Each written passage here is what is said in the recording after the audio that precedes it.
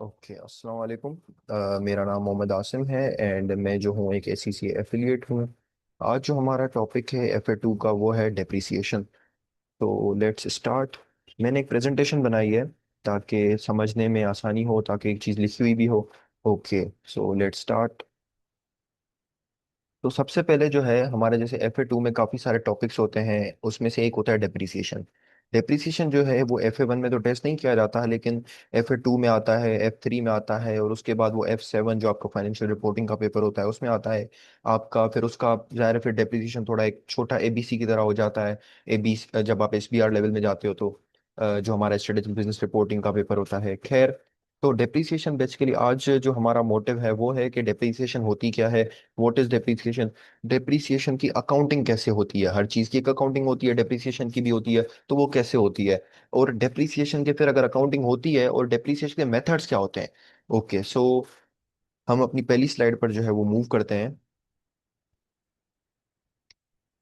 सो हमारा जो है व्हाट इज डेप्रिसिएशन, सबसे पहले डेफिनेशन देख लेते हैं कि डेप्रिसिएशन होती क्या है। यहाँ पर लिखा हुआ है कि सिस्टमेटिक एलोकेशन ऑफ एसेट। हमारी एक जो है सिस्टमेटिक एलोकेशन ऑफ एसेट है ओवर इट्स यूजफुल लाइफ। इसका मतलब ये हुआ कि डेप्रिसिएशन एक reduction in the value of asset होती है। मतलब कि जैसे एक एसेट है, फॉर एग्जांपल मैंने कुछ परचेज किया, मैंने कोई कार परचेज की, मैंने कोई बाइक परचेज की, तो उसकी जो वैल्यू मतलब कोई डेप्रिशिएटिंग एसेट हो, ठीक है, उसकी वैल्यू जो है टाइम टू टाइम कम होती जाती है। उस जो कम होने वाला फैक्टर है या जो कम होने वाला एलिमेंट है उसको हम कहते हैं डेप्रिसिएशन।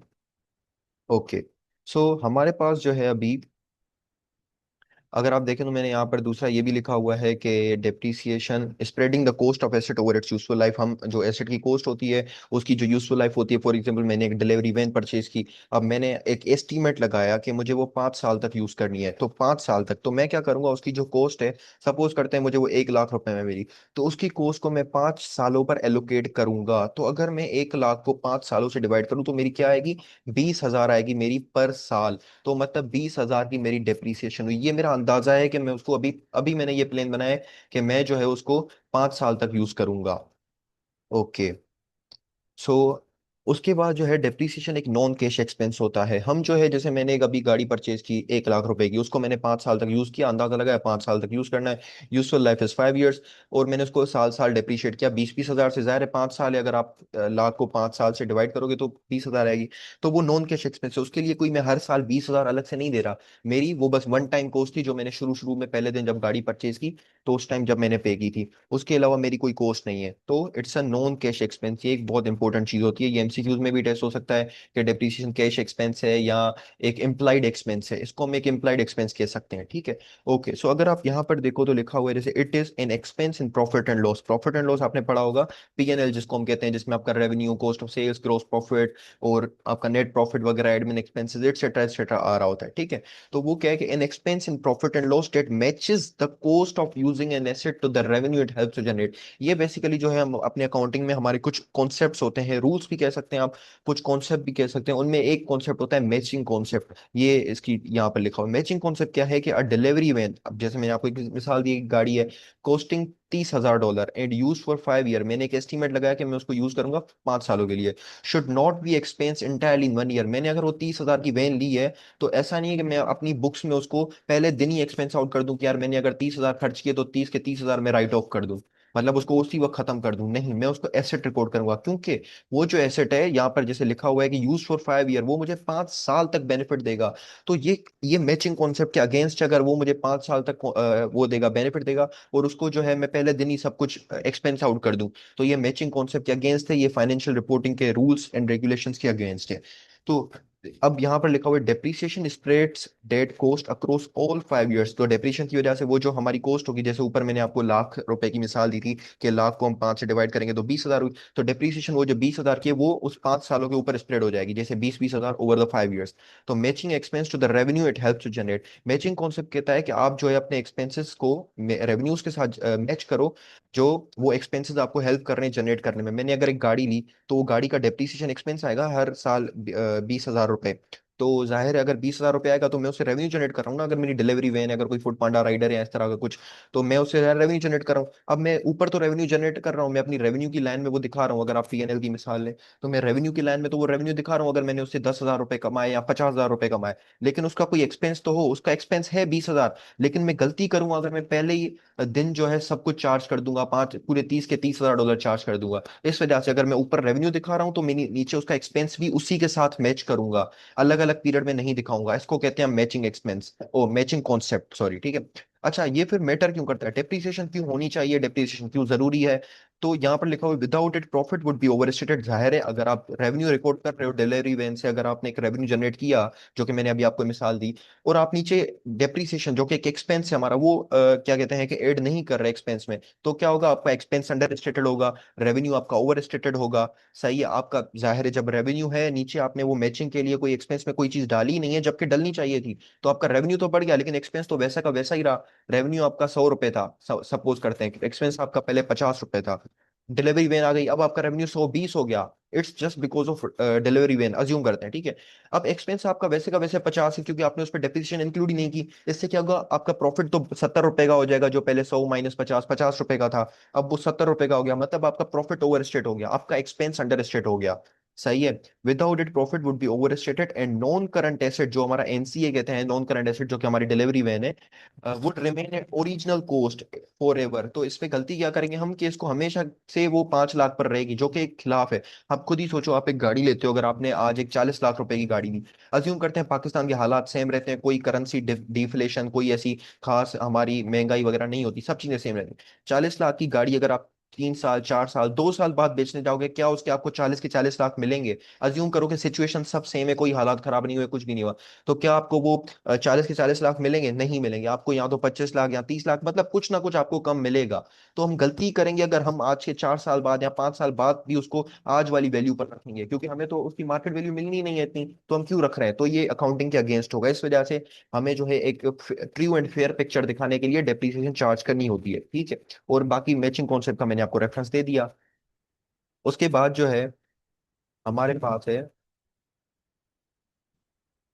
Causes of depreciation. अब जो डेप्रिसिएशन के हैं कॉजेज क्या होते हैं, कि क्या क्या चीजें कॉज करती हैं कि भाई डेप्रिसिएशन आपको चार्ज करनी चाहिए। मतलब जाहिर है कभी कभार हम नहीं चार्ज करते, लेकिन रीजन क्या होता है डेप्रिसिएशन चार्ज करने का? ऊपर तो मैंने बताया कि अगर डेप्रिसिएशन की अकाउंटिंग की, कि भाई मैचिंग कॉन्सेप्ट है आपका, जो हमने अभी ऊपर ऊपर देखा, कि देखें आप डेफिनेशन क्या है, हम क्यों करते हैं, और मैचिंग कॉन्सेप्ट वगैरह। अब हम ये देखना चाहते हैं बेसिकली कि एक एसेट में डेप्रिसिएट करने की नीड अराइज क्यों होती है, ये असल में कॉन्सेप्ट बना क्यों डेप्रिसिएशन।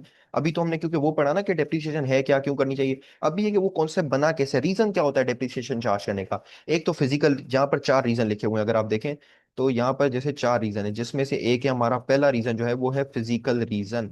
फिजिकल में देखिए क्या लिखा है, फिजिकल डिटेरियोरेशन। डिटेरियोरेशन का मतलब होता है बिगाड़, कोई डैमेज, या कोई एक होता है ना ओवर द टाइम एक चीज पुरानी होती जाती है आपकी। तो देखें लिखा हुआ है wear and tear from use plus the effect of erosion. Erosion मतलब वो चीज जाहिर है खराब हो जाती है टाइम टू टाइम, एक जंग लग जाता है kind of. Rust rot of the passage of time, time के साथ वो चीज पुरानी हो जाती है। मैंने एक गाड़ी ली, मैंने अगर 5 साल तक वो चढ़ाई, जाहिर है उस गाड़ी की कंडीशन वैसी नहीं होगी जो पहले दिन थी उसकी। अगर मैंने एक 0 मीटर गाड़ी ली है तो ठीक है, हम इस तरह से ज्यूम करके चलते हैं, तो 5 साल बाद वो गाड़ी 0 मीटर जैसी कंडीशन नहीं होगी, जाहिर है उसमें कुछ ना कुछ चेंज होगा, उसमें कुछ डिफरेंट चीजें होंगी, कुछ मैंने मॉडिफिकेशन कराई होंगी, कुछ कभी वो खराब हुई होगी, कभी उसका कुछ टूटा होगा। तो फिजिकल एक डिटेरियोरेशन कॉज होता है डेप्रिसिएशन का। इकोनॉमिक, इकोनॉमिक क्या होता है, अब आजकल जो है आईटी का बूम चल रहा है, आईटी के बहुत सारी चीजें आ रही हैं, डिफरेंट डिफरेंट सॉफ्टवेयर आ रहे हैं मार्केट में।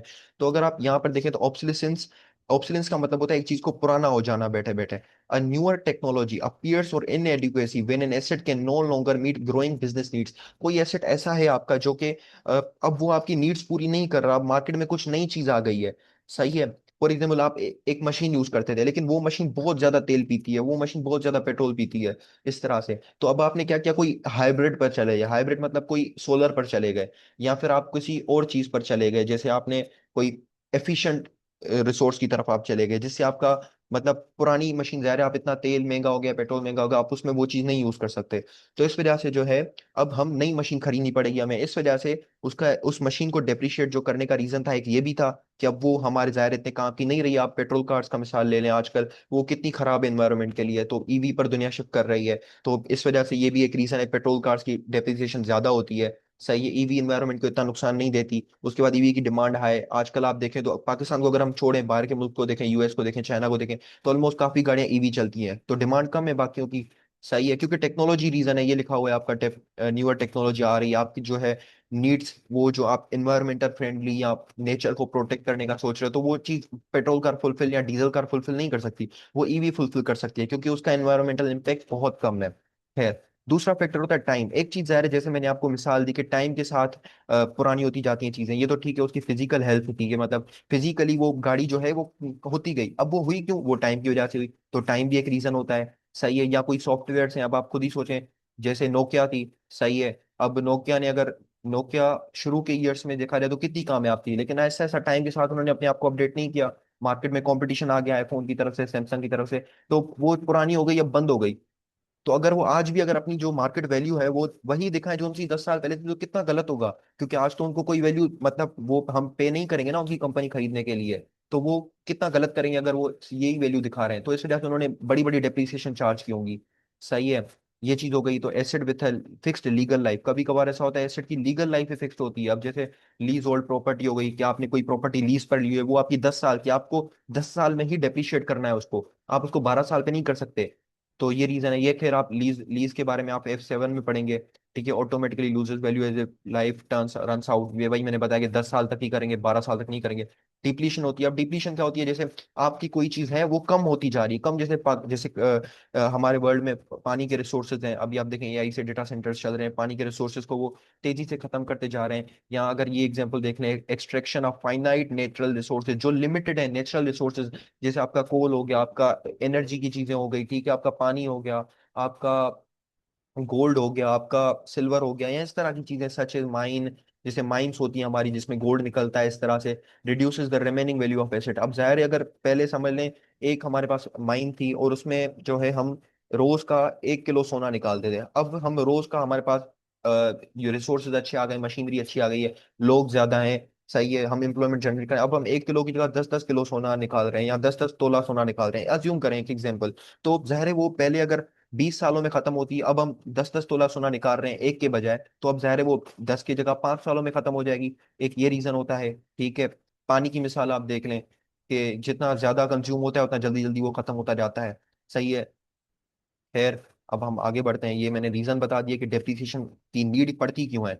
उसके बाद है हमारे पास, अगर आप देखें तो यहाँ पर डेप्रिसिएशन में जो होता है ना, हमारे पास आपको चार चीजें बहुत बहुत इंपॉर्टेंट होती है, चार चीजें लिखा हुआ है, 4 things to remember, 4 things to remember. अब जैसे अगर आप देखें तो हमारे पास चार चीजें क्या होती हैं, कॉस्ट होती है हमारे पास एक, दूसरी चीज हमारे पास होती है यूजफुल लाइफ, तीसरी चीज होती है रेजिजुअल वैल्यू, और चौथी चीज होती है डेप्रिसिएशन मेथड। अगर आपको ये चार चीजें आ गई, मीन्स यू, आपने मास्टर्स कर ली, आपने पीएचडी कर ली डेप्रिसिएशन में, या FA1 में भी कह लें, क्योंकि ये FA2 के हिसाब से थोड़ा मुश्किल टॉपिक कंसिडर किया जाता है। खैर, अब देखें परचे कॉस्ट होती क्या है हमारे पास, कॉस्ट ये होती है कि आपने कोई भी चीज खरीदी, मैंने सपोज करते हैं एक मशीनरी ली, एक प्लांट ली, एक प्लांट मतलब मशीनरी मैन्युफैक्चरिंग कुछ लिया मैंने ऐसा, जिसमें मैं कुछ बनाऊंगा, ठीक है, उसकी कॉस्ट क्या क्या होगी। एक तो होगी परचेज प्राइस, मैंने गया, मैं वो 10 लाख में खरीदा, बड़ा प्लांट था एक, ठीक है, मैन्युफैक्चरिंग थी वो, एक मशीनरी थी बहुत बड़ी, ठीक है, मैंने क्या किया, वो एक तो खरीदा मैंने 10 लाख रुपए में खरीदा, एक मेरी 10 लाख रुपए हो गई कॉस्ट। दूसरी चीज तो क्या, मतलब मैं उसको सिर्फ 10 लाख पे रिकॉर्ड करूंगा, नहीं, उसमें देखिए लिखा हुआ है purchase price plus plus plus all cost directly attributable, ये बहुत इंपॉर्टेंट वर्ड है, directly attributable to bringing the asset into use. मतलब जब तक वो मशीनरी में अपने प्रेमिसेस जो भी मेरा एरिया है उस पे आके इंस्टॉल नहीं करता, वो जब तक काम करना अपना जो मेरा रिक्वायर्ड यूज है, मेरा यूज है कि मैं उससे 500 मोबाइल बनाऊंगा, तो जब तक वो मेरा रिक्वायर्ड यूज, मतलब वो एक मोबाइल भी बनाना स्टार्ट नहीं होती है, तब तक जो भी उस पर खर्चा लगेगा ना, डायरेक्ट खर्चा, डायरेक्ट, ये चीज याद रखना, आपने अपने M1 में डायरेक्ट और इनडायरेक्ट कॉस्ट पड़ी होगी, तो वो जो डायरेक्ट खर्चा होगा ना, उस पर मैं एग्जांपल देता हूँ, वो हम कैपिटलाइज करेंगे, कैपिटलाइज मतलब उसको एसेट की कॉस्ट में इंक्लूड करेंगे, मतलब वो 10 लाख जो कॉस्ट थी हमारी, प्लस जो भी ऐसे डायरेक्टली एट्रीब्यूटेबल खर्चे होंगे, मैं सपोज करता हूँ वो मिल जुला के 5 लाख बन गए, तो 5 लाख ही है प्लस 10 लाख, हम लोग 15 लाख का एसेट रिकॉर्ड करेंगे, नोट 10 लाख, 15 लाख का। अब कैसे, अब सपोज करें मैंने मशीनरी ली, मैं जाहिर है मशीनरी कोई अपने कंधे पर उठा के तो नहीं आऊंगा, मैं कोई अब उसके लिए गाड़ी कराऊंगा, कोई क्रेन बुक कराऊंगा, उसका खर्चा आएगा, वो डायरेक्टली मैंने इसकी वजह से किया ना, मैंने किसी और के रीजन की वजह से क्रेन बुक नहीं की, उसके बाद मैं ले आया, ठीक है, कोई मुझे इंजीनियर चाहिए होंगे जो उसको वहां पर इंस्टॉल करेंगे, अगर इतनी बड़ी मशीन है तो इंजीनियर का खर्चा, इंजीनियर स्पेशली किसके लिए आ रहा है, मशीन के लिए आ रहा है, मेरे लिए नहीं आ रहा या किसी 10 और मशीनों के लिए नहीं आ रहा, सिर्फ उस मशीन के लिए आ रहा है, मतलब इट्स कॉल्ड डायरेक्टली एट्रीब्यूटेबल। या फिर उसको फर्स्ट जो उसकी टेस्टिंग होती है ना, ये भी हम कैपिटलाइज करते हैं, फर्स्ट टाइम टेस्टिंग पे कैसे पता चले भाई मेरा, मैं जब फर्स्ट टाइम टेस्टिंग कर रहा हूँ, मेरा तो रिक्वायर्ड यूज अभी तक पूरा स्टार्ट ही नहीं हुआ। तो जब तक मेरा रिक्वायर्ड यूज स्टार्ट नहीं होगा तब तक मैं जो भी खर्चे होंगे, लेकिन डायरेक्टली एट्रीब्यूटेबल वो मैं दूंगा, इसको क्या कहते हैं, एसेट को कैपिटलाइज करूंगा। फिर इसमें एक हमारी ट्रेनिंग कॉस्ट भी आ जाती है लेकिन उसको हम कैपिटलाइज नहीं करते। क्यों नहीं करते? ट्रेनिंग में क्या है, मैं उसको एक मशीन की ट्रेनिंग दी, हो सकता है मेरी एक कुछ और मशीनें हो इसके साथ, ठीक है, हो सकता है वो बंदा जॉब छोड़ के कहीं और चला जाए, तो मैं इस वजह से उस चीज को कैपिटलाइज नहीं कर सकता क्योंकि मुझे उस चीज का आइडिया नहीं है। इस वजह से हम उसको एक्सपेंस में रिकॉर्ड करते हैं, ट्रेनिंग कॉस्ट को। ठीक है, ये चीज आप याद रखिएगा। कभी कभार सवाल आ जाता है कि भाई मशीन की कॉस्ट बताओ और उसमें ट्रेनिंग कॉस्ट दी होती है, तो बच्चे गलती करते हैं, उसको प्लस कर देते हैं। Training cost is always always in expense, सही है। डायरेक्ट कॉस्ट जो होगी, सिर्फ हम उसको ट्रेनिंग कॉस्ट दिखा रहे हैं तो डायरेक्ट है बिल्कुल, लेकिन उस बंदे का हमें भरोसा नहीं है, वो हो सकता है वो अपनी एक्सपर्टीज किसी और मशीन पे यूज कर ले, किसी और जॉब में जाके किसी और एम्प्लॉयर के लिए या किसी और कंपनी के लिए यूज कर ले, सही है, अपना कोई बिजनेस कर ले, तो हम उसको गारंटी नहीं है हमारे पास, इस वजह से हम उसको कैपिटलाइज नहीं करते। खैर, यूजफुल लाइफ, यूजफुल लाइफ क्या होती है कि हम जो है, जैसे मैंने आपको गाड़ी की मिसाल दी, मैंने गाड़ी खरीदी, मैंने अज्यूम किया कि मैं इसको 5 साल चलाऊंगा, ये मेरा एक एस्टीमेट है। ये चीज याद रखना, एस्टीमेट भी एक इंपॉर्टेंट टॉपिक है आपके FA2 में, वो हम आगे कवर करेंगे इंशाल्लाह आप किसी और लेक्चर में। खैर, तो यूजफुल लाइफ क्या होती है कि भाई एक एस्टीमेट होता है, एस्टीमेट अंदाजा, the period the entity expects to use in the asset in years, मतलब मैंने अपना अंदाजा लगाया कि मुझे वो 5 साल यूज करना है, 10 साल, 8 साल, जो भी होगा, मैंने बहरहाल वो एक अंदाजा लगाया, तो यूजफुल लाइफ है ये, इस चीज को कहते हैं, ठीक है। जो मैंने आपको गाड़ी की मिसाल दी, लाख रुपए की गाड़ी ली, 5 साल यूज करूंगा, इस तरह से, ठीक है। रेजिजुअल वैल्यू या रिकवरेबल वैल्यू या स्क्रैप वैल्यू, तीनों एक ही चीजें हैं, रेजिजुअल वैल्यू, स्क्रैप वैल्यू या फिर आपकी रिकवरेबल वैल्यू। ये आपको एग्जाम में कुछ भी आ सकता है तीनों में से कि भाई रिकवरेबल वैल्यू बताओ या रिकवरेबल वैल्यू क्या होती है। इसका मतलब क्या, estimated amount recoverable at the end of useful life, ये भी एक एस्टिमेट होता है, आप यहाँ पर देख सकते हैं लिखा हुआ है एस्टिमेटेड। सही, अब ये क्या होता है, मैंने 10 लाख की गाड़ी खरीदी, ठीक है, मैंने सोचा कि यार मैं 5 साल तक लाइफ है तो मैं उसको बेच दूंगा। अब मैंने एक अंदाजा लगाया कि यार 5 साल बाद चलो अगर हालात ऐसे ही रहते हैं, कितने की बिकेगी। जैसे मैंने आपको बताया यार, वो अगर 40 लाख की मैंने ली है, सपोज करते हैं 40 लाख की ली, 40 लाख की मैंने ली है, तो कितने की बिकेगी, मैंने अंदाजा लगाया 20 लाख की या 15 लाख की, ये एक एस्टीमेट है, मैं कंफर्मेशन तो नहीं दे सकता, सही है, कि या किसी बंदे ने मुझसे कॉन्ट्रैक्ट तो नहीं कर लिया कि मैं 4 साल बाद इतने की खरीदूंगा, वो तो मेरे अंदाजे के ऊपर है कि यार कितने की खरीदेगी, सही, कितने की बिकेगी, मतलब वो, ठीक है। मैंने अज्यूम किया कि वो 40 लाख की अगर आज खरीदी है तो वो मेरी ना 4 साल बाद बिकेगी 10 लाख की, सही है, तो 10 लाख मेरी रिकवरेबल अमाउंट है, इसको हम कहते हैं रिकवरेबल अमाउंट, जो मैंने अज्यूम किया कि 10 लाख मुझे मिलेंगे। ये एस्टिमेटेड है और estimate can be revised time के साथ, हो सकता है हालात खराब हो जाए, मैं सोचूं अब 10 लाख नहीं यार, गाड़ियों की डिमांड बहुत कम हो गई है, या उस स्पेसिफिक गाड़ी की डिमांड कम हो गई है, सही है। जो मैंने आपको टाइम के ऊपर मिसाल दी, अगर आप देखें जो टाइम का था कि टाइम की वजह से डेप्रिसिएशन होती है, कोई और मॉडल आ गए, सही है, तो फिर वो एस्टिमेट रिवाइज भी हो सकता है। ये आपकी रेजिडुअल वैल्यू हो गई। यूजफुल लाइफ मैंने बता दिया, आपने अंदाजा लगाया कितने साल यूज करनी है। कॉस्ट मैंने बता दी, purchase price plus all cost data directly attributable. उसके बाद आता है आपका डेप्रिसिएशन मेथड। अब हमने डेप्रिसिएशन के रीजन पढ़ लिए, हमने डेप्रिसिएशन अराइज क्यों होती है ये भी मतलब रीजन ही पढ़ दिया, ठीक है। उसके बाद अकाउंटिंग कैसे होती है। अब डेप्रिसिएशन के पैसे, वो जो एक अमाउंट या वो एक फिगर होती है, वो आती कैसे है, उसके लिए कुछ मेथड्स होते हैं, वो मेथड क्या होते हैं। अब हम वो मेथड पढ़ेंगे कि डेप्रिसिएशन के जो है वो मेथड होते क्या है एग्जैक्टली। अच्छा, एक चीज पहले इसकी डेफिनेशन पढ़ लेते हैं, ये है कि सिस्टमेटिक बेसिस, एक सिस्टमेटिक बेसिस होता है ये।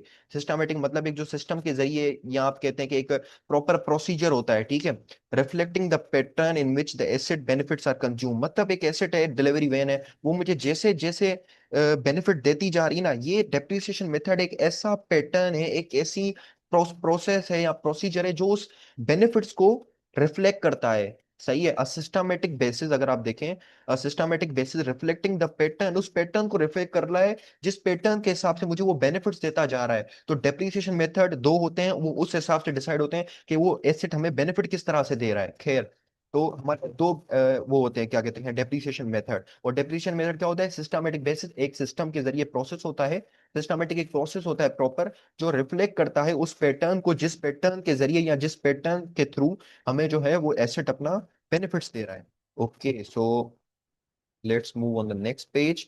हमारे पास अगर आप देखें तो अब जो है, अब हमारे पास डेप्रिसिएशन के मैंने बताया दो मेथड्स होते हैं, जिनमें से एक मेथड है द स्ट्रेट लाइन मेथड। इसका हम फॉर्मूला देख लेते हैं, इसको अभी आप इग्नोर करें, ये जो मेरे राइट पर है चीज, इसको कंप्लीटली इग्नोर करें, ठीक है। हमें सिर्फ इस पर ध्यान देना है, डेप्रिसिएशन मेथड क्या है, स्ट्रेट लाइन मेथड, सही। एक स्ट्रेट लाइन मेथड होता है, एक होता है रिड्यूसिंग बैलेंस मेथड, उसको हम आगे पढ़ेंगे, ठीक है। Okay, so first discuss about the straight line method. Formula क्या है इसका? कोस्ट। कोस्ट कोस्ट क्या चीज थी कि एसेट, एसेट की कोस्ट जो 10 लाख रुपए थी, अज्यूम करते हैं, प्लस उसको वहां पर मेरे रिक्वायर्ड यूज पर लाने के लिए जो भी डायरेक्टली एट्रीब्यूटेबल कोस्ट थी, वो सब हम प्लस करेंगे कोस्ट में, तब जाके हमारा कोस्ट का एक नंबर बनेगा, minus residual value, recoverable value, या फिर स्क्रैप वैल्यू, वो चीज जो मैंने अंदाजा लगाया कि मुझे at the end of 4 year, at the end of 5 year, जो भी मेरी लाइफ है, ये यूजफुल लाइफ जो भी मैंने एक एस्टिमेट किया है, उसके एंड पर मुझे कितना रिकवर होगा, वो रेजिडुअल वैल्यू है। तो स्ट्रेट लाइन का क्या मेथड हुआ? आपकी कोस्ट, कोस्ट का मैंने आपको बार बार बताया क्या होती है, कैसे बनती है, माइनस रेजिडुअल वैल्यू। मैंने 40 लाख की गाड़ी ली, मैंने अज्यूम किया वो 10 लाख में बिकेगी, तो 40 लाख माइनस 10 लाख कितने हुए? 30 लाख। डिवाइडेड बाय, मैंने सोचा 5 साल चलाऊंगा, तो 40 लाख डिवाइडेड बाय 5 साल, तो कितने हुए? अगर आप 40 लाख को 5 साल से डिवाइड करें, तो जो भी होगी वो हमारी पर ईयर की सेम सेम डेप्रिसिएशन आएगी। इसमें आपकी अगर 5 साल है तो 5 साल तक सेम सेम डेप्रिसिएशन आती है। सही है? तो कैलकुलेशन करके देख लें, 4 लाख डिवाइडेड बाय 5, तो आपके कित 40, सॉरी, 50 लाख की गाड़ी थी ना, तो 50 लाख की अगर गाड़ी और 10 लाख रेजिडुअल वैल्यू या रिमेनिंग वैल्यू है, तो आपकी जो है 40 लाख बच गए। तो 40 लाख को अगर मैं डिवाइड करूं 5 से, सपोज करते हैं, तो मेरा हर साल जो है डेप्रीसिएशन आएगा 8 लाख रुपए का। सही, 8 लाख रुपए का। तो अगर 8 लाख पहले साल में हुए, दूसरे साल में हुए 16 लाख बन गए, 8 और 8 16, तीसरे साल में फिर 8 लाख, फिर चौथे साल में 8 लाख, फिर पांचवें साल में 8 लाख, क्योंकि डेप्रीसिएशन इसमें सेम रहती है, स्ट्रेट लाइन मेथड में हर साल आपकी डेप्रीसिएशन सेम रहेगी। तो 8 लाख को मल्टीप्लाई करो 5 से, तो 40 लाख बन गए। मतलब 40 साल जो मेरा अभी है, वो 40 lakh at the end of the year मेरी पूरी डिप्रिसिएशन हो गई, और सिर्फ वो 50 लाख की गाड़ी में 10 लाख मुझे वो उसमें बिक जाएगी, वही 10 लाख आपका बच गया। मैं आपको प्रैक्टिकल एग्जांपल भी दूंगा, ठीक है?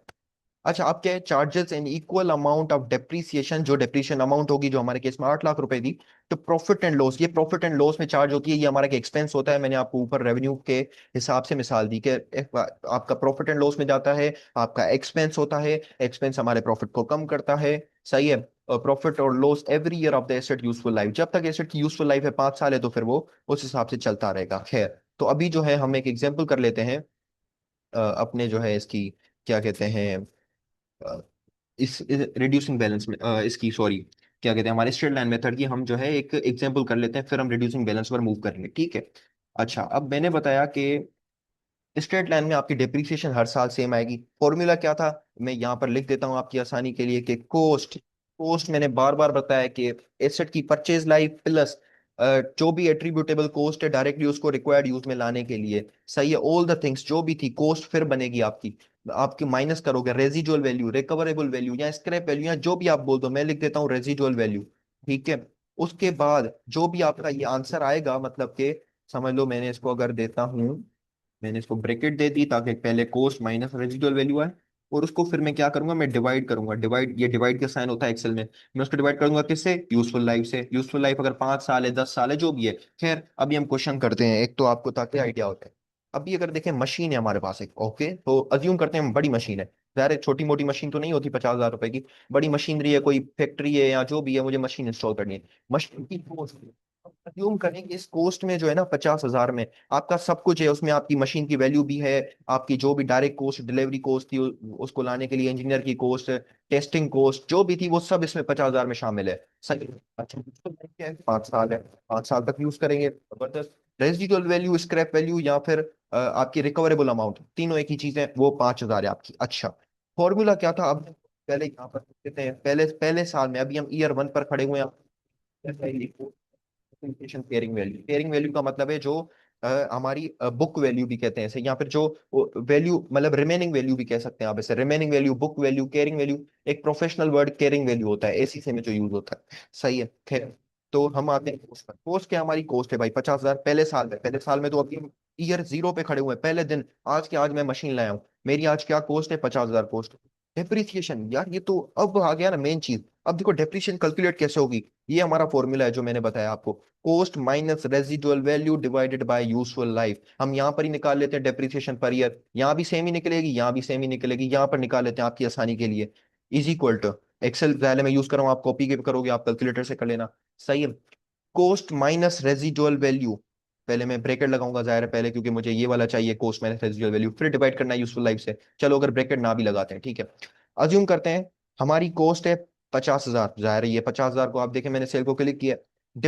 माइनस माइनस क्या करेंगे, कोस्ट माइनस क्या यूजफुल लाइफ करेंगे, नहीं, कोस्ट माइनस रेजिडुअल वैल्यू। तो कोस्ट माइनस जब रेजिडुअल वैल्यू है, रेजिडुअल वैल्यू कितनी है, 5,000, ये रहा 5,000। अगर आप बोलेंगे मैं आपको नंबर्स में भी लिख के दे दूंगा, जैसे 50,000 है माइनस 5,000, तो हमारा जो है ये नंबर बन गया। अब ये जो नंबर है इसको क्या करेंगे हम, अब ये जो नंबर है इसको क्या करेंगे हम, इस नंबर को हम डिवाइड करेंगे यूजफुल लाइफ से। यूजफुल लाइफ ईयर्स में होती है, यूजफुल लाइफ से डिवाइड करेंगे।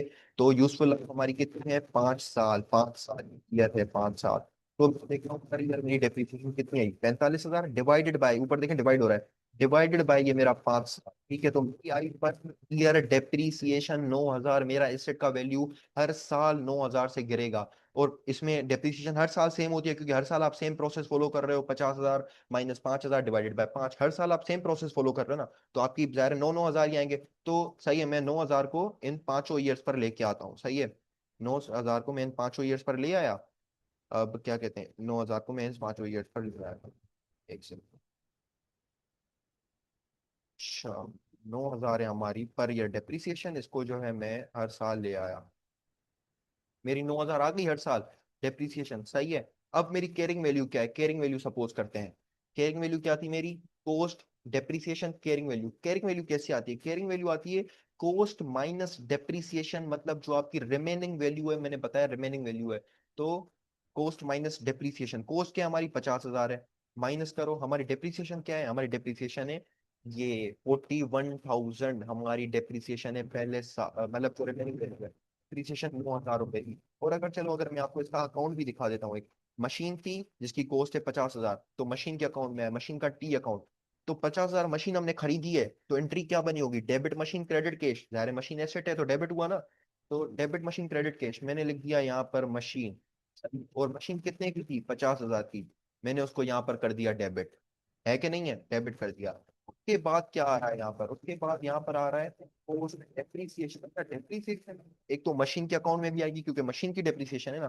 तो डेप्रीसिएशन कहाँ पर आएगी, डेबिट साइड पर आएगी, नहीं, डेबिट साइड पर कैसे आएगी, मशीन की वैल्यू को डेप्रीसिएशन रिड्यूस कर रही है। जब एसेट रिड्यूस होगा, एसेट कम होगा, तो एसेट तो क्रेडिट होता है वो, जब एसेट कम होता है तो क्रेडिट होता है। तो इसके लिए हम क्या लिखेंगे यहाँ पर, डेप्रीसिएशन कितने की डेप्रीसिएशन थी, 9,000 की डेप्रीसिएशन थी, 9,000। उसके बाद हमारा सीडी जो हमारा कैरेट होगा बैलेंस, वो कितना होगा, डेबिट माइनस क्रेडिट, मतलब 50,000 माइनस 9,000। तो हमारा कितना बन गया, ये हमारा बन गया 41,000।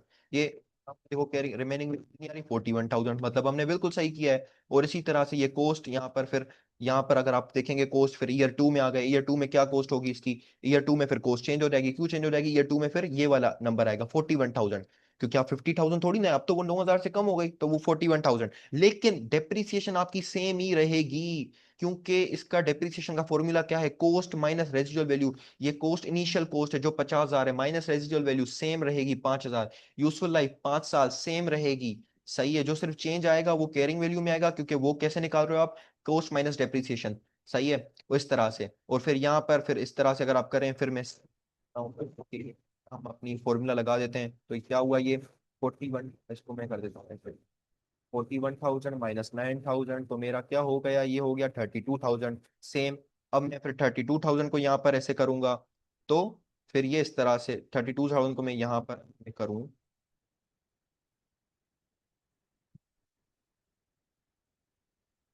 मेरा ये 32,000 है, 32,000 आएगा। फिर ये 9,000 फिर यहाँ पर करोगे, तो फिर जो भी है, और ऐसे ही चलता रहेगा 5 साल तक। चलो मैं एक पूरा करके दिखाता हूँ। ये मैंने सेम अलग है, remaining value post minus depreciation 32,000 minus 9,000, फिर ये 23,000 है, इसको मैंने फिर यहाँ पर आया मेरे पास, इसको सही है, फिर यहाँ पर आया, फिर 23,000 माइनस 9,000, फिर आपका देखो क्या आता है, फिर आपका आ गया हमारे पास 14,000, 14,000, फिर 14,000 हमारा यहाँ आ जाएगा, क्योंकि ज़ाहिर है अब तो हमारी ये कॉस्ट है ना, 14,000 हमारी कॉस्ट है, तो इस वजह से अब हमारे पास ये आ जाएगा 14,000 माइनस 9,000, तो आपका कितना बचा, अगर 14,000 में से मैं 9,000 माइनस करूं तो मेरे पास जो है वो बच जाता है 5,000, जो कि आपकी रेजिजुअल वैल्यू थी। तो 5 साल के एंड पे, 5 साल का आखिरी दिन है, सपोज करते हैं 31 दिसंबर है, 5 साल के एंड पे आपकी वैल्यू है 5,000। ये क्या वही वैल्यू है जो आपने अज्यूम की थी मैं बेचूंगा? यस, मीन्स आपने अकाउंटिंग सही की है इसकी। और अभी मैंने तो खैर पहले साल के हिसाब से ये अकाउंट्स अपडेट किए हैं, आप ये ज़ाहिर है 5 साल के हिसाब से अपडेट करोगे कि फिर डेप्रिसिएशन इसमें 9 की जगह फिर ऐसे ही साल साल पर मतलब बढ़ती जाएगी, 9 9 हजार, तो फिर 18, फिर 27,000, इस तरह। खैर, तो इस तरह से ये हमारा एक सवाल हो गया। अब मैं आपको एक दूसरा सवाल भी करा लेता हूँ सेम मशीन की। पहले फॉर्मूला बताओ क्या है, कोस्ट माइनस रेजिजुअल वैल्यू, इसका जो आंसर आएगा उसको हम डिवाइड करेंगे यूजफुल लाइफ पे। तो कोस्ट क्या है आपकी? आपकी कोस्ट है जी 1 लाख, सही है, ये मैं यहाँ पर उठा रहा हूँ 1 लाख। डेप्रीसिएशन कैसे आएगी? डेप्रीसिएशन ऐसे आएगी कि मशीन की जो वैल्यू है कितनी है, 1 लाख, माइनस हमारी residual value, recoverable value, scrap value क्या है, 15,000। इसका जो भी आंसर आएगा वो डिवाइड कर दो 8 साल से। तो हर साल डेप्रिसिएशन ये आएगी, और ये हर साल डेप्रिसिएशन सेम रहेगी। हर साल मेरी डेप्रिसिएशन सेम रहेगी, सही है। हर साल मेरी डेप्रिसिएशन सेम रहेगी। उसके बाद जो है यहाँ पर फिर अगर आप देखो तो रिमेनिंग वैल्यू क्या आएगी मेरी, फिर ईयर एंड बुक्स पे एसओएफपी में मेरी क्या आएगी, ये आएगी। फिर ये चीज यहाँ पर कैरी फॉरवर्ड हो जाएगी, यहाँ पर डेप्रिसिएशन सेम ही रहेगी, क्योंकि उसका फॉर्मूला यही है कि initial value minus residual value, ये आपकी सेम रहेगी, ये आपका चेंज होगा और रिमेनिंग वैल्यू आपकी चेंज होगी, सही है। फिर यहाँ पर आप इस कॉस्ट में से डेप्रिसिएशन माइनस करो, फिर ये वाली यहाँ ले जाओ, इसको कैरेट फॉरवर्ड कहते हैं कि ये ईयर 3 में आपने पहले दिन कैरी फॉरवर्ड कर ली, फिर ईयर एंड पर आपकी यहाँ पर, फिर स्टार्ट पर, फिर यहाँ पर वैल्यू। तो बिल्कुल ऐसा ही है, बिल्कुल ईजी है, कोई मसला नहीं है। अच्छा, अब अज्यूम करें ये। अच्छा, एक और चीज, अब जैसे डेप्रिसिएशन है ना, ये प्रॉफिट एंड लॉस का फिगर होती है, ये प्रॉफिट एंड लॉस में अपीयर होती है डेप्रिसिएशन, हमारी एक्सपेंस को इंक्रीज करती है। मैंने बताया था पीएनएल, रेवेन्यू, ग्रोस प्रॉफिट वगैरह। तो ये पीएनएल की अमाउंट है। तो पीएनएल में अगर आपको पूछे कोई एक्सट्रैक्ट बताओ यार पहले साल का, मैं इसका एक्सट्रैक्ट देता हूँ आपको, सही है। इसका एक्सट्रैक्ट देता हूँ, नहीं, इसका डेप्रिसिएशन पीएनएल में ये वाला चीज आता है, ये वाली, ये जो डेप्रिसिएशन है ना, पीएनएल में ये चीज आती है, सिर्फ ये चीज, सही है। हर साल आपकी, हर साल ये एक एक अमाउंट साल देते हैं, 10 लिखे हैं, आप देखो 10 साल लिखे हैं, तो हर साल ऐसे एक पहले साल ये आएगी, दूसरे साल ये, तो मतलब खैर सेम ही आएगी। तो अगर आपसे कोई पूछे यार पीएनएल में क्या आएगा, पीएनएल में आएगा डेप्रीसिएशन एक्सपेंस का एक लाइन आइटम, कभी अंदर ही इंक्लूडेड होता है, ठीक है। और उसकी अमाउंट कितनी आएगी, हर साल आपकी अमाउंट जो आएगी वो इतनी वाली आएगी। तो पीएनएल का एक्सट्रैक्ट हो तो आप क्या करोगे, डेप्रीसिएशन एक्सपेंस बताओगे उस साल का, और वो कभी cost, mostly cost of sales पे आ रहा होता है, यहाँ पर आपको एक अलग से लाइन आइटम गिवन होता है, ठीक है। अच्छा, ये हो गया डेप्रीसिएशन एक्सपेंस, ये पीएनएल का फिगर है, ये पीएनएल में अमाउंट होती है। अच्छा, एक और चीज की इसकी एंट्री जो बनती है ना, वो बनती है डेबिट प्रॉफिट एंड लॉस। मतलब हमारे यहाँ कितना कितना था वैल्यू, मैं इसको कॉपी कर लेता हूँ। हमारे यहाँ वैल्यू थी ये वाली, तो डेबिट हमारा होगा पीएनएल। अगर आप देखें, डेबिट हमारा है पीएनएल, और क्रेडिट हमारा जो होगा वो होगा अक्यामुलेटेड डेप्रिसिएशन। इसको आप पीएनएल भी कह सकते हैं, इसको आप वो भी कह सकते हैं डेबिट पीएनएल या डेबिट डेप्रिसिएशन, क्योंकि एक्सपेंस है, एक्सपेंस बढ़ता है तो डेबिट। और क्रेडिट अक्यामुलेटेड डेप्रिसिएशन। अक्यामुलेटेड डेप्रिसिएशन जो होता है हमारा एक कॉन्ट्रा एसेट होता है। कॉन्ट्रा एसेट मतलब एसेट का एक ऑपोजिट होता है, वो एसेट क्लास नहीं आता है, लेकिन उसका थोड़ा ऑपोजिट होता है। मतलब जैसे एसेट बढ़ता है तो डेबिट करते हैं, कॉन्ट्रा एसेट बढ़ेगा तो हम उसको क्रेडिट करेंगे, तो बस वाइस वर्सा है, और सेम सीन विद क्रेडिट। अच्छा, तो अक्यूमुलेटेड डेप्रिसिएशन में फिर क्या है, ये सेम अमाउंट अक्यूमुलेटेड डेप्रिसिएशन में आ जाएगी, और यहाँ भी आप देखें ये क्रेडिट साइड पर आ रही है, तो अक्यूमुलेटेड डेप्रिसिएशन क्रेडिट साइड पर आएगी। इसको मैं दे देता हूँ, मशीन का देता हूँ, किसकी अक्यूमुलेटेड डेप्रिसिएशन है, मशीन की। कितनी आएगी, ये आएगी यहाँ से, ऐसे एंट्री बन गई हमारी, सही है। डेप्रिसिएशन में यहाँ पर आ रही थी डेबिट साइड, अक्यूमुलेटेड डेप्रिसिएशन में क्रेडिट साइड पे आ जाएगी। बन गई भी हमारी ये। अब हम एसओएफ, अगर आपसे कोई पूछे एसओएफ ठीक है, आपने पीएनएल का बता दिया कि डेप्रिसिएशन एक्सपेंस है इतना है, ये आपका हर साल आएगा। एसओएफ में क्या आएगा, अब एसओएफ में क्या है, मैं इस अमाउंट को कॉपी कर लेता हूँ। और एसओएफ में क्या है, अगर आप देखें तो एसओएफ में क्या है अब, कि आपकी जो अमाउंट है मशीन की अमाउंट, मशीन कितने की एसओएफ में आपकी मशीन आ रही होगी 50,000 की, नहीं मशीन, सॉरी 50 की नहीं, 1 लाख की, अभी लाख की मशीन थी ना जिसकी हमने कैलकुलेशन की है। तो लाख की मशीन आ रही है मेरे पास, ये लाख, ये रहा आपका लाख, ये कोस्ट आपकी, सही है। तो मशीन मेरी कितनी आ रही होगी, ये वाली, 1 लाख रुपए की। अब मुझे एसओएफ में 1 लाख तो नहीं दिखाऊंगा मैं, अज्यूम करें मैं एक पहले साल के आखिर में खड़ा हुआ हूँ, पहले साल का 31 दिसंबर है, मतलब ईयर एंड है, मैं उधर खड़ा हूँ, तो मशीन की वैल्यू कितनी, 1 लाख। मैंने उसको डेप्रिशिएट किया है, मैंने उसको डेप्रिशिएट किया है 10,625, 10,625 से। तो मैं यहाँ पर एसओएफपी में प्रेजेंट करने का तरीका ये होता है कि आप यहाँ पर लिखते हो लेस अक्यामुलेटेड डेप्रिसिएशन, से आप वो माइनस कर देते हो, ये वाली, ये वाली। और नेट अमाउंट आपकी आ जाती है, अगर मैं इसको सम वाला फॉर्मूला लगाऊं या आप बेसिकली माइनस कर सकते हो, तो आपका 89375, मतलब यही जो हमारी ईयर की केयरिंग वैल्यू है। लेकिन मैंने आपको का फॉर्मूला बता दिया, ये कैलकुलेशन के लिए आप यूज कर सकते हैं ये वाला, और ये जो है आपको ये मिल जाएगा के लिए। सही है, प्रेजेंटेशन मशीन हम ले सकते हैं क्यूमुलेटेड डेप्रिसिएशन, और ये फिर आपकी केयरिंग वैल्यू होगी जो कि ऊपर भी निकाली थी, केयरिंग वैल्यू, बुक वैल्यू या रिमेनिंग वैल्यू, ठीक है। ये इस वक्त की आपकी प्रॉपर प्रेजेंटेशन होगी। सही, अभी जो है हमारा लास्ट टॉपिक है, और वो है हमारा मेथड हमारा। अब रिड्यूसिंग बैलेंस मेथड में अगर आप देखें तो रिड्यूसिंग बैलेंस मेथड में क्या चीज़ है आपकी, सबसे पहले तो रिड्यूसिंग बैलेंस मेथड में है हमारे पास अ, उसका फॉर रिड्यूसिंग बैलेंस मेथड क्या होता है, सबसे पहले समझ लें इन दोनों में डिफरेंस क्या है। स्ट्रेट लाइन मेथड कब यूज करेंगे और रिड्यूसिंग करेंगे। स्ट्रेट लाइन मेथड कब यूज करेंगे जब एक एसेट हमें सेम बेनिफिट दे रहा होगा हर साल, सेम काइंड ऑफ बेनिफिट हर साल दे रहा होगा, तब हम उसको यूज करेंगे। सही है, मैं आपको दिखा देता हूँ, यहाँ पर उसकी लिखी हुई है, ये best suited to assets that lose value evenly over time, मतलब वो इवन उसकी वैल्यू गिरती जाएगी, मतलब वो हर साल हमें सेम काइंड ऑफ बेनिफिट देगा, और उसकी वो कुछ इस तरीके का एसेट है कि उसकी सिमिलर टाइप ऑफ वैल्यू जो है हर साल गिरेगी। जैसे बिल्डिंग है, बिल्डिंग कोई 5 साल में तो खत्म नहीं हो जाती, 20 20 50 50 साल लगती है। घर घर आप ले लें, पिक्चर एंड फिटिंग, आप फर्नीचर लेते हैं, फर्नीचर कोई 2 साल बाद खत्म नहीं हो जाता, वो एक लॉन्ग पीरियड के लिए होता है, 10 साल 20 साल के लिए चलता रहता है आराम से। तो वो कोई हमें बेनिफिट ना, उसका बेनिफिट कम होता है, जाहिर है वो उसमें जितने लोकर्स होते हैं वो उतने ही रहते हैं, ठीक है। इस तरह से फर्नीचर हमारा वैसे का वैसा ही रहता है, थोड़ा खराब होता है, लेकिन जो हमें रिक्वायर्ड यूज है, सोना है बैठना है, वो तो पूरा होता है ना, तो उस हिसाब से सोचना है हमें। खैर, तो हमारे पास जो है अभी रिड्यूसिंग बैलेंस मेथड। अब रिड्यूसिंग बैलेंस मेथड कब यूज होगा, मैंने आपको वो बता दिया, स्ट्रेट लाइन मेथड के तब यूज होता है जब जो है आपकी इवन आपका बेनिफिट हो, आपकी इवनली उसकी वैल्यू गिर रही हो। सही है, मतलब आपको ज्यादा कोई एक वक्त में ज्यादा वैल्यू नहीं गिर रही। खैर, तो हमारे पास जो है best suited to assets that lose value most rarely, like vehicles, गाड़ी जो है वो कोई 50 साल नहीं चलती। गाड़ी अगर आप 5 साल चला ली ना, उसके बाद उसकी तेज तेज वैल्यू गिरना शुरू हो जाती, क्योंकि अब वो पुरानी हो गई। पुरानी क्यों गई, टाइम के हिसाब से कंपटीशन आ गया, ज्यादा अच्छी गाड़ियां आ गई, नई टेक्नोलॉजी आ गई गाड़ियों में। सही है, या ज्यादा सस्ती सस्ती गाड़ियां आ गई, इस तरह से तो गाड़ियां आ गई, आपके पास कंप्यूटर्स हो गए, आप देखें ना पहले मॉनिटर आता था, अब सुपर कंप्यूटर्स आने लगे हैं, ठीक है। उसके बाद अदर फास्ट डिप्रिशिएटिंग इक्विपमेंट, ठीक है। अब इसका फॉर्मूला क्या है, उसका फॉर्मूला क्या था, स्ट्रेट लाइन का कोस्ट माइनस रेजिडुअल वैल्यू, जो भी आंसर आएगा डिवाइड करेंगे यूजफुल लाइफ पे।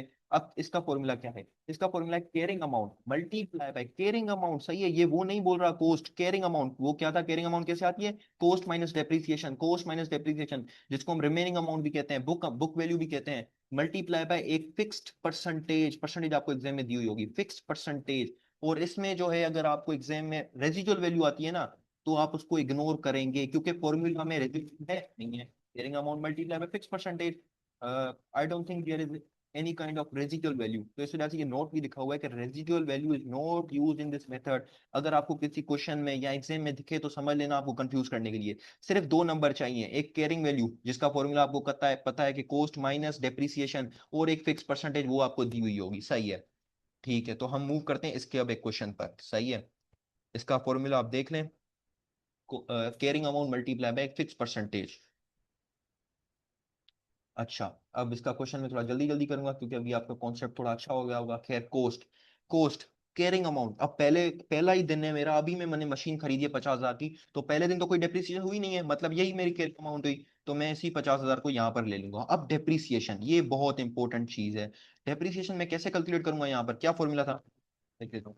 केयरिंग वैल्यू मैं तो सीवी कर देता हूँ, और मल्टीप्लाई बाय एक फिक्स परसेंटेज, फिक्स्ड परसेंटेज। सही है, फिक्स परसेंटेज कितनी है, रेट हमें दिया हुआ है 888 का, हमें रेट दिया हुआ है इधर। सही है, तो मैं क्या करूंगा, इधर आया 50,000, जो हमारा ये 50,000 है केयरिंग वैल्यू है, जो कि हमारी, उसको मल्टीप्लाई कर दिया 8% से, मेरा आंसर आ रहा है 4,000। पहले साल में, ईयर आप देखें, ये ईयर लिखे हुए हैं, पहले साल में डिप्रेशन कितनी आई, 4,000, इज इक्वल टू किया मैंने 50,000, क्योंकि कैरिंग वैल्यू निकालनी है ना, उसका क्या फॉर्मूला होता है कि 50 कॉस्ट माइनस डेप्रिसिएशन, तो मैंने वही कर लिया, 46,000 आ गया मेरा। ठीक है, अब क्या किया मैंने, अब क्या करूंगा मैं कि वैल्यू निकालूंगा, इस 50,000 से दोबारा वैल्यू निकालूंगा नहीं, क्या फॉर्मूला है, caring value multiply by percentage. Caring value कहाँ है, ये कॉस्ट है, ये डेप्रिसिएशन है, ये केयरिंग वैल्यू है, मतलब इसका। तो मैं यहाँ पर इसको कॉपी पेस्ट किया मैंने 50,000 को, अब मैं इसका 8% लूंगा, मतलब 8%, अब मैंने इसका, सॉरी, 8% अब मैं लूंगा किसका, इसका 8% लूंगा मैं, सही है। इस तरह से अब कितना आ गया, ये आ गया। अब मेरी कैरिंग वैल्यू कितनी, फॉर्मूला है कॉस्ट माइनस डेप्रिसिएशन, ये मेरा फॉर्मूला है। अब मैं तीसरे साल पे आ गया। अब तीसरे साल पे मैं कैसे निकालूंगा, क्या मैं 46,000 को यूज करूंगा, नहीं। Caring value multiply by fix percentage, caring value कौन सी है, 42,320, मल्टीप्लाई करूंगा, ये मल्टीप्लाई करते हैं, ठीक है, और ये 8%, सॉरी ये तो कॉस्ट मांग रहा है। कॉस्ट का मतलब होता है आप ये वाली कैरी फॉरवर्ड कर दिया आपने, ठीक है, क्योंकि कॉस्ट मतलब जो कैरिंग वैल्यू आप इसमें समझ लो पहले दिन पर खड़े हुए हो, सही है। ये समझ लो कॉस्ट जो है पहला दिन है आपका, ये आपका ईयर का आखिरी दिन है, ये पहले दिन तो आपकी यही रहेगी ना, क्योंकि ये 31 दिसंबर थी, ये 1 जनवरी है, तो आपको सेम एक दिन में कोई 10-50 हजार का फर्क तो नहीं आएगा। फिर तो डेप्रिसिएशन कैसे होगी, आपकी जो कैरिंग वैल्यू है, ये कैरिंग वैल्यू है ना, अगर आप देखें 42,320, ये रही कैरिंग वैल्यू, ये कैरिंग वैल्यू से ही मैंने उठाई है, मल्टीप्लाई बाय 8%, सही है। फिर रिमेनिंग देखते हैं क्या बचा हमारे पास, कॉस्ट माइनस डेप्रिसिएशन, मैंने बार बार बताया है, और एक तरीके से हमारा ये चलता रहेगा, चलता रहेगा, सही है। इसमें अगर आपको कोई रिकवरेबल अमाउंट दी हुई है तो आपने उसको इग्नोर करना है, कोई लाइफ दी हुई है तो आपने इसको इग्नोर करना है, हमेशा caring value multiply by fix percentage. तो आज का हमारा लास्ट क्वेश्चन है ये वाला। अब देखें हमारे पास क्या है, मशीन की है 10,000 वैल्यू, वैल्यू है 10,000,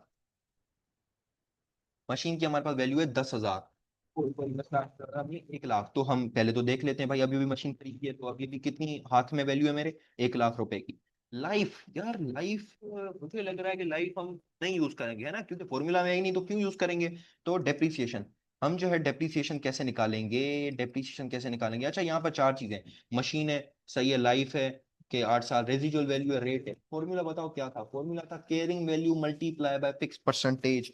तो मुझे सिर्फ दो चीजें चाहिए, केयरिंग वैल्यू, अभी केयरिंग वैल्यू सिर्फ ये है, ठीक है, और हमारे पास जो है रेजिडुअल वैल्यू, क्या हम इसको लेंगे, नहीं फॉर्मूला में नहीं आती, फॉर्मूला फिक्स परसेंटेज आती है, फिक्स परसेंटेज कहाँ है, ये रही फिक्स परसेंटेज 10%, ये दिया हुआ है, ठीक है। तो यहाँ पर आ गए, अब डेप्रिसिएशन कैसे निकालेंगे, 1 लाख जो कि हमारी केयरिंग वैल्यू है अभी, 1 लाख को मल्टीप्लाई कर दिया 10% से, हमारा केयरिंग वैल्यू कितनी बची, कॉस्ट माइनस डेप्रिसिएशन, जो कि हमारी देगा रिमेनिंग वैल्यू, केयरिंग वैल्यू या बुक वैल्यू, ठीक है। अब क्या हुआ, अब ये 31 दिसंबर था, ये 31 दिसंबर है, और ये फिर 1 जनवरी है, ये वाला 1 जनवरी है, ठीक है। तो मेरे पास क्या है, यहाँ पर यही कैरी फॉरवर्ड हो जाएगा, मेरे पास कैरी फॉरवर्ड हो जाएगा। और फिर अब मैं क्या करूंगा, अब क्या, अब मैं कैसे लूंगा, carrying value multiply by fix percentage, carrying value भी क्या है, ये 90,000 थी, 90,000 ही मैंने इधर कैरी फॉरवर्ड की है, मल्टीप्लाई करूंगा 10%, मेरी यहाँ पर भी 81,000, सही, 90,000 मल्टीप्लाई बाय 9,000, 81,000। एसओएफपी में कैसे दिखाएंगे, अगर ईयर 1 पर, ईयर 2 पर दिखाते हैं, चलो। SOFP extract for year 2, extract for year 2, सही है। अब तो आपने देख लिया कि भाई हम पोस्ट लिख रहे थे, ठीक है, ये रही, हम मशीन लिख रहे थे यहाँ पर, लेस कर रहे थे वो 1 साल की डेप्रिसिएशन, कैरिंग वैल्यू आ रही थी। अब एसओएफपी एक्सट्रैक्ट मान रहा है ईयर 2 के लिए, अब क्या होगा, हम मशीन लिखेंगे, 1 लाख वैल्यू है ना हमारी, और उसके बाद जो है, उसके बाद हम डेप्रिसिएशन, अब डेप्रिसिएशन कितनी डालेंगे, क्या हम सिर्फ ईयर 2 की डेप्रिसिएशन डालेंगे जो कि 9,000 है, अगर आप देखें तो, सही है, या हम इसमें डेप्रिसिएशन नहीं, डेप्रिसिएशन गलत वर्ड है, डेप्रिसिएशन पीएनएल के लिए होता है। अब जैसे देखो, ये 9,000 ईयर 2 के पीएनएल में जाएगा, एक्सपेंस जो कि प्रॉफिट को कम करेगा, ये ईयर 1 में जाएगा 10,000 पीएनएल में, ठीक है। लेकिन यहाँ पर अक्यामुलेटेड डेप्रिसिएशन लेफ्ट होती है, क्या होती है? accumulated depreciation। मतलब जो एज ऑफ टुडे, अभी तक की जो कंबाइंड, अभी तक कब से, मतलब जब से मशीन या कोई भी एसेट परचेज किया है, तब से लेकर आज के दिन तक जो भी डेप्रिसिएशन हुई होगी, कंबाइंड डेप्रिसिएशन, अक्यूमुलेटेड डेप्रिसिएशन कहते हैं उसे, तो वो कितनी हुई आज तक, अभी समझ लो हम 2 साल के एंड पर खड़े, तो 2 साल डेप्रिसिएशन हुई है, साल में पर तो मुझे ये 10,000 हो रहा है कि पहले साल तो दूसरा है, और हम यहाँ पर खड़े हुए हैं अभी 31 दिसंबर पर दूसरे साल के, तो अभी तक सिर्फ ये डेप्रिसिएशन हुई है 19,000, तो हम 19,000 मार्क करेंगे। पीएनएल ये सिंगल जाएगा, एक दूसरे साल में, पीएनएल में कंबाइन नहीं, कंबाइन जाएगा, ये प्रेजेंटेशन का तरीका है, सही है। आपका कितना हुआ, पहले साल में आपका 10,000 था, दूसरे साल में आपका 9,000 है, तो आपकी कितनी हो गई ये, आपका होगा 19,000, 1 लाख माइनस 19,000, तो आप अगर करेंगे इसको, 1 लाख माइनस 19,000, तो आपका बन गया ये ईयर 2 के एंड पे, ठीक है, ये मैंने एसओएफपी का एक्सट्रैक्ट है, तो देखें 81,000 इससे भी मैच कर रहा है जो हमने यहाँ निकाला, बस वहां पर क्या किया, 1 लाख और माइनस ये दोनों कर दिए, यहाँ भी तो हम यही कर रहे हैं ना ऑलमोस्ट। तो ये था हमारा आज का टॉपिक, आई होप कि आप सबको जो है वो समझ आया होगा। सो इसके साथ ही खुदा हाफिज। तो यस।